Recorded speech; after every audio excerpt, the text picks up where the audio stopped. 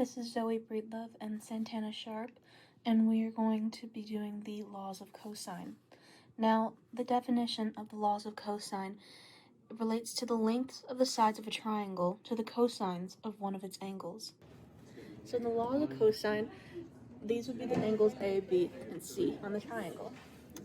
And these would be the formulas for those angles. In the law of cosine, the sides are always opposite of the angles, so A, B, and C. And these are the formulas to find the sides. Alright, so in this example problem, we're going to be finding CA, or side B. Now, to find side B, we are going to have to go down to the side equation and fill it in. So, the equation that we're going to be filling in is B equals the square root of A squared plus C squared minus 2AC plus, or times the cosine of B. No, what?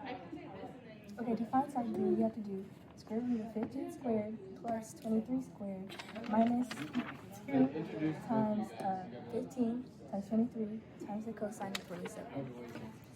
Alright, so after putting the equation into the calculator, you should get 11.8. If you round. If you round. Okay, for example, to find angle C, you have all your sides, A, B, and C. A is 8.1, B is 9.8, and C is 7.1. To find angle C, you have to use the formula inverse cosine, parentheses, A squared plus B squared minus C squared over 2AB. Okay, after you plug in all your numbers into the formula, you should get 45.5. If you round it, it would be 46. And if you're sure. So for example 3, we're going to be solving the entire triangle for their angles. Now to do this, we are going to need to have all of our sides, which we have.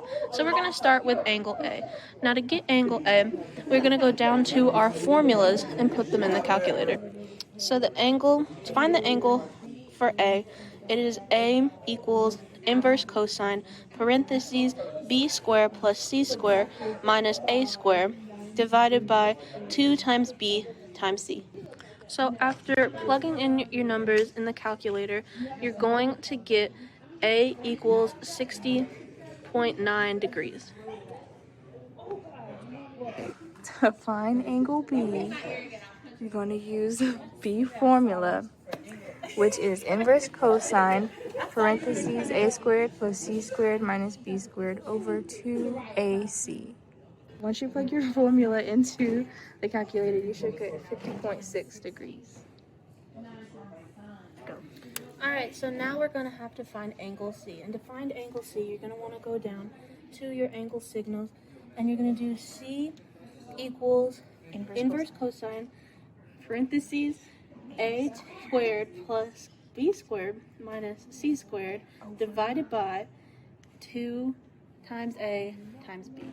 Alright, so after plugging it into your calculator, you are going to get C equals 65.1 degrees. And this should be your answer for your completed triangle. And this is what the completed triangle should look like.